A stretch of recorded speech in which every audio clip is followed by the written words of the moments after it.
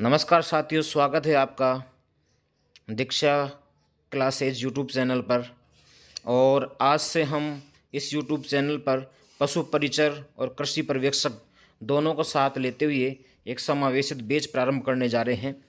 और ये बैच एक ऐसा बैच होगा जो 12th क्लास एग्रीकल्चर 11th और 12th क्लास जो एग्रीकल्चर के स्टूडेंट हैं जो पढ़ रहे हैं विद्यालय में, उनको भी साथ लेके चलेगा। उनकी भी जो तैयारी है वो यहाँ पूरी तरह से होने वाली है, इसलिए सभी साथ जुड़ जाइए। पशु परिचर के जो विद्यार्थी हैं वो तो विशेष रूप से ध्यान रखकर इस बैच को अभी ज्वाइन कर लीजिए। बिल्कुल फ्री है, आपके यूट्यूब चैनल जो दीक्षा क्लासेज है इसके ऊपर बिल्कुल फ्री मिलेगा।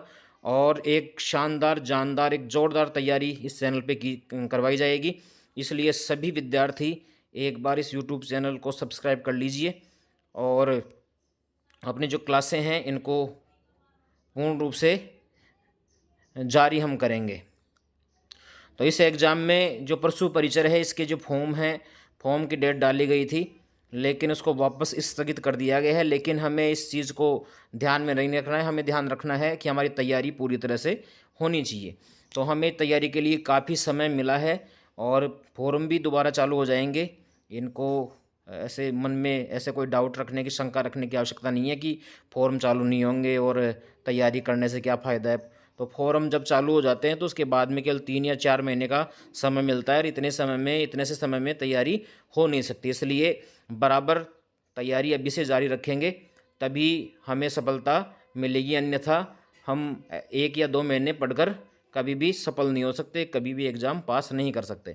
इसलिए कंटिन्यूटी बना के रखेंगे, थोड़ा थोड़ा पढ़ेंगे लेकिन इसको तैयारी को जारी रखेंगे। तो देखिए, हमारे जो पशु परिचर है जो 10th क्लास इसके अंदर मांगी गई है क्वालिफिकेशन, तो ये जो पशु परिचर है ये जो कृषि विज्ञान 11th और 12th क्लास के बच्चों की जो कृषि विज्ञान चलता है, इस कृषि विज्ञान में एक तीसरी शाखा है, एक ब्रांच है पशुपालन एवं दुग्ध विज्ञान, एनिमल हस्बेंडरी के नाम से आती है। इनके 3 बुक चलती हैं, एक सस्य विज्ञान चलती है, एक उद्यान चलती है और तीसरी है ये पशुपालन एवं दुग्ध विज्ञान। तो इसका पूरा पार्ट है ये। आप देखिए, पशु परिचर में जो सिलेबस है, इस सिलेबस के 2 भाग दिए गए हैं। पहले भाग में राजस्थान का जीके है और सामान्य विज्ञान है, गणित है और सामाजिक विज्ञान जैसे विषय हैं उनको शामिल किया गया है। और दूसरा जो ब भाग है ये जो आपके सामने दिया गया है पशुपालन एवं दुग्ध विज्ञान, इसके सभी टॉपिक शामिल किए गए हैं इसके अंतर्गत। तो फर्स्ट भाग की तैयारियां तो आपको बहुत से जो अध्यापक वो करवा देंगे, लेकिन भाग जो ब है इसकी तैयारी आपको बहुत कम यूट्यूब चैनल पे देखने को मिलेगी।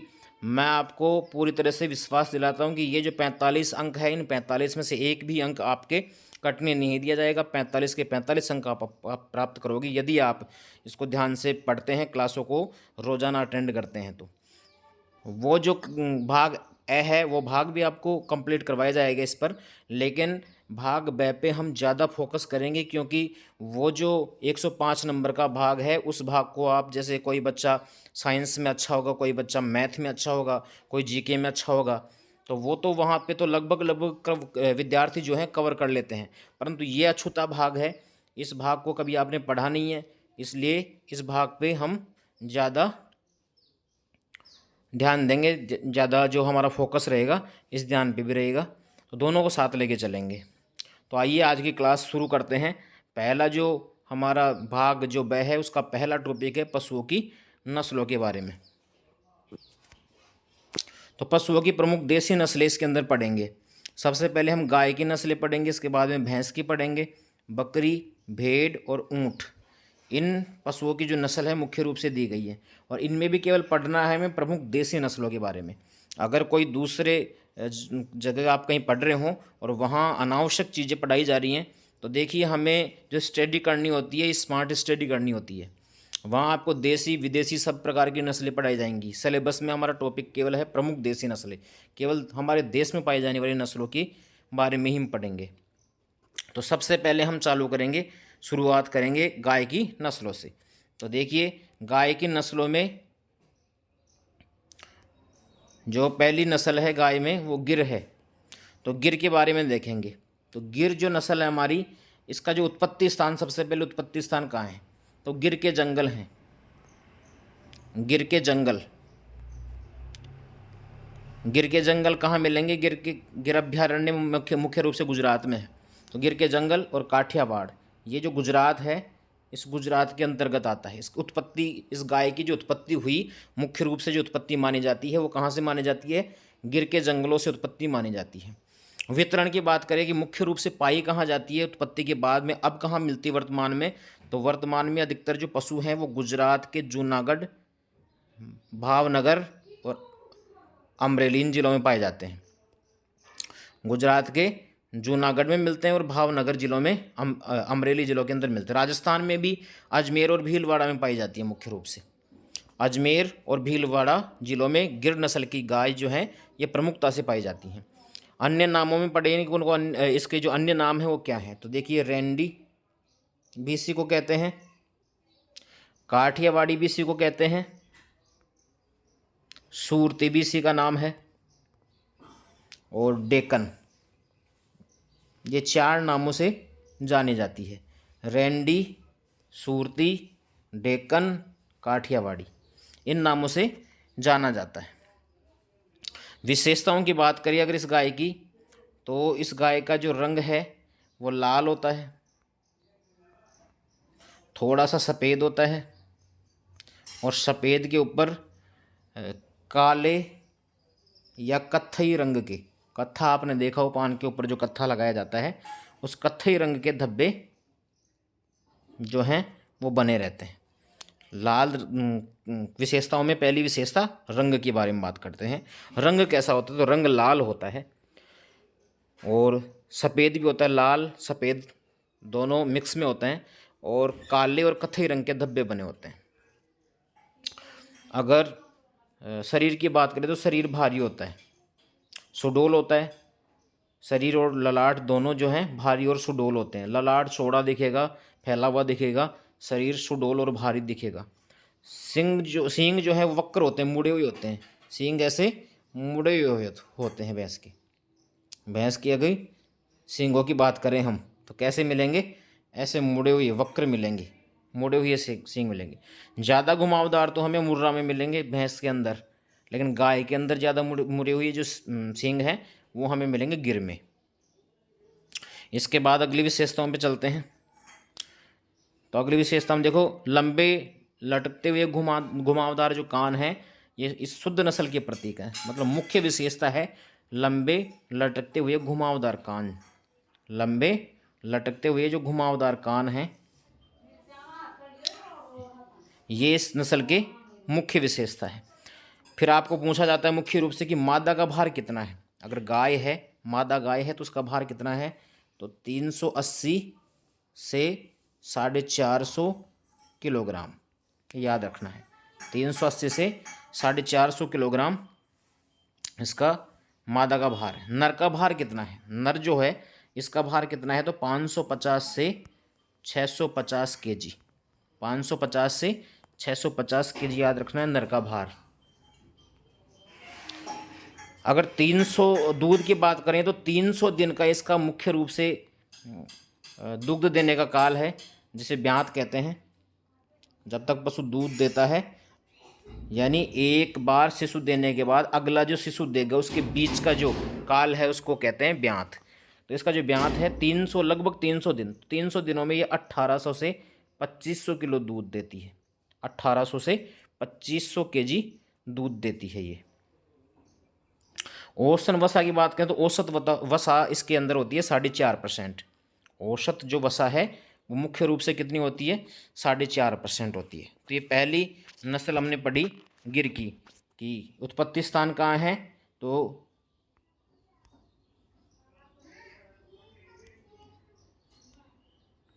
गिर का उत्पत्ति स्थान गिर के जंगल ही हैं काठियावाड़ गुजरात में। वितरण गुजरात, जूनागढ़, भावनगर और अमरेली जिले हैं गुजरात के। राजस्थान के अजमेर और भीलवाड़ा में है। अन्य नाम में रेंडी है, काठियावाड़ी है, सूरती है, डेक्कन कहते हैं। विशेषता रंग की बात करें तो लाल सफ़ेद, धब्बे कैसे? काले और कत्थई रंग के।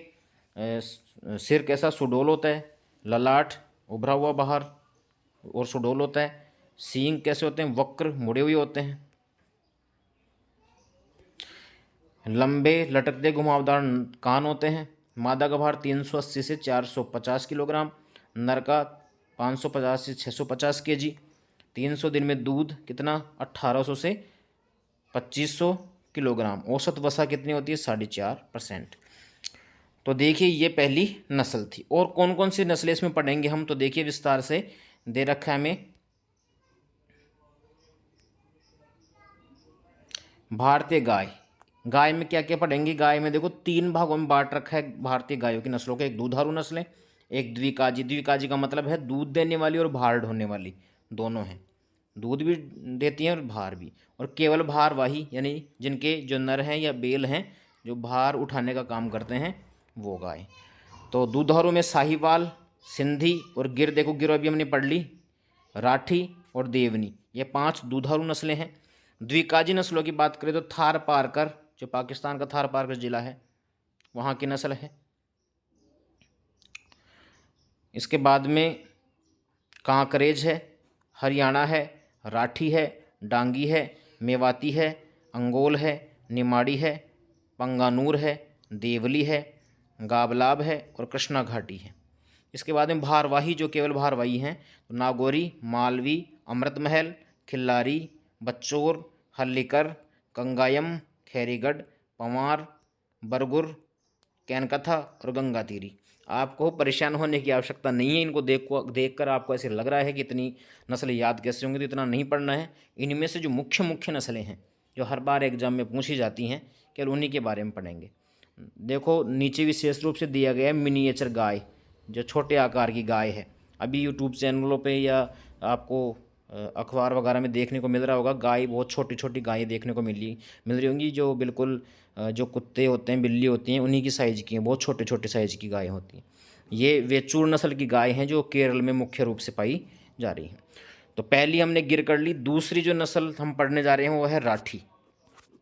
तो देखिए राठी जो नस्ल है, इसकी जो उत्पत्ति है ये हमारे बीकानेर और गंगानगर, मतलब मुख्य रूप से जो हमारा पश्चिमी राजस्थान है, पश्चिमी जो राजस्थान है हमारा, पश्चिमी राजस्थान के मुख्य रूप से बीकानेर और गंगानगर जो ज़िले हैं, इन ज़िलों में राठी गाय का उत्पत्ति स्थान, और पाई भी यहीं जाती है। बीकानेर, गंगानगर और एक ज़िला और शामिल कर ले, जैसलमेर। जैसलमेर, इन 3 ज़िलों में मुख्य रूप से राठी नस्ल की जो गाय है वो पाई जाती है। अन्य नाम क्या है इसका, यह विशेष नाम पूछे तो राजस्थान की कामधेनु कहते हैं इसको, राजस्थान की कामधेनु। जैसे पौराणिक ग्रंथों में हम पढ़ते हैं कि कामधेनु जो गाय थी सभी इच्छाओं को पूरा कर देती थी। ऋषियों के पास होती थी, जो उनसे मांगते थे उस गाय से वो तुरंत वो इच्छा पूरी कर दिया करती थी। तो राजस्थान की कामधेनु इसलिए कहते हैं क्योंकि ये जो गाय है ये कम चारा खाती है और कम पोषक तत्व लेकर भी अधिक मात्रा में या ठीक ठाक मात्रा में दूध उपलब्ध करवा देती है, इसलिए इसको राजस्थान की कामधेनु कहते हैं। विशेषताओं की बात करें तो क्या होता है, रंग की बात कर लेते हैं विशेषताओं में। तो हल्का लाल ईंट के समान रंग होता है। इसका रंग कैसा होता है, हल्का लाल ईंट के समान रंग है। जैसे ईंट होती है तो ईंट के समान हल्का लाल रंग होता है, या हल्का सफ़ेद कह सकते हैं, हल्का सफ़ेद काला। या तो हल्का लाल रंग मिलेगा या फिर हल्का सफ़ेद काला रंग मिलेगा। गलकंबल, आगे का जो गलकंबल होता है, जो गाय होती है उसका ये जो भाग है, ये वाला,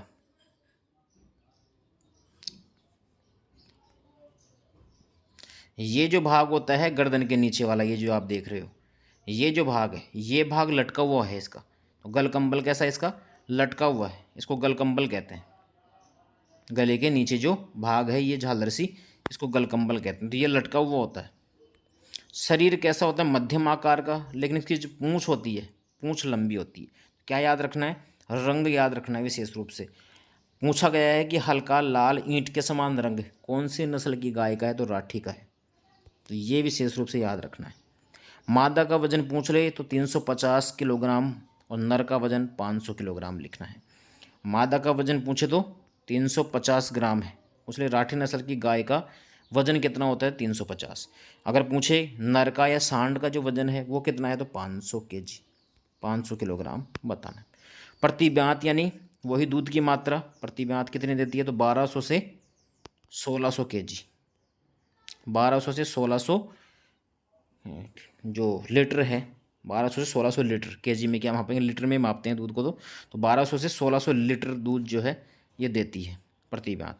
इसके दूध में वसा की मात्रा कितनी, औसत वसा होती है 4 से 4.5%, 4 से 4.5% क्या है वसा की मात्रा है। तो दोबारा पढ़ते हैं राठी को, क्या इसमें क्या है मेन रूप से राठी में कि बीकानेर गंगानगर तो उत्पत्ति स्थान है, बीकानेर गंगानगर और जैसलमेर भी शामिल कर ले तो ये वितरण के ज़िले हैं, यहाँ पाई जाती है। राजस्थान की कामधेनु भी कहते हैं। रंग जो है शरीर का हल्का लाल ईंट के समान या हल्का सफ़ेद काला, गलकंबल लटका हुआ, शरीर मध्यम होता है, पूंछ ज़्यादा लंबी होती है इसकी। वजन नर मादा का 350 किलोग्राम, नर का 500 किलोग्राम। प्रति ब्यात दूध की मात्रा 1200 से 1600 लीटर।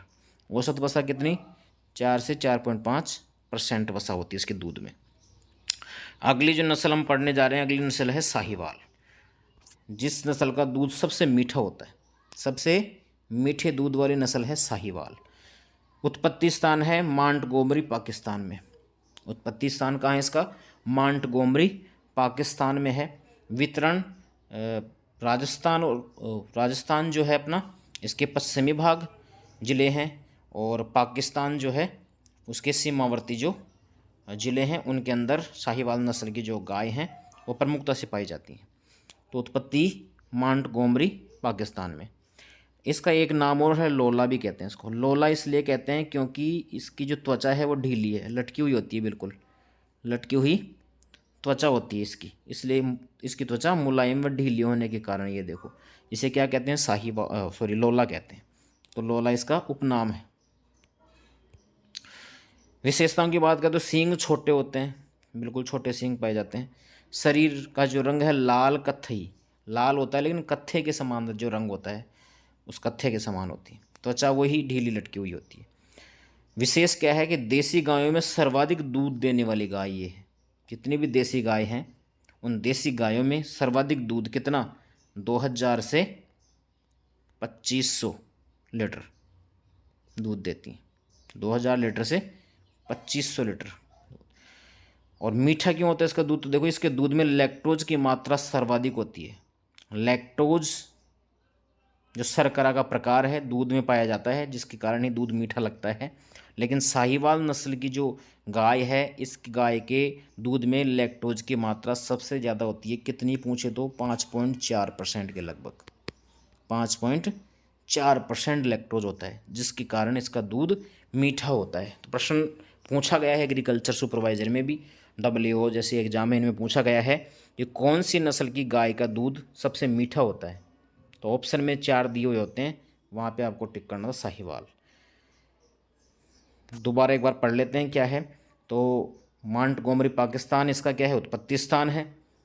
लोला कहते हैं क्यों है इसको, क्योंकि त्वचा मुलायम और ढीली होती है। सींग कैसे होते हैं छोटे, शरीर का रंग लाल कत्थई, त्वचा ढीली या लटकी हुई होती है। देसी गाय में सबसे ज़्यादा दूध देने वाली, और दूध में किसकी मात्रा ज़्यादा, लैक्टोज की, इसके कारण दूध होता है मीठा। तो इस प्रकार से आज हमने गाय की 3 नस्लों को पूरा किया। इन 3 के नोट्स आप ऐसे के ऐसे हूबहू बनाएंगे और इनको बिल्कुल कंठस्थ याद करते रहें।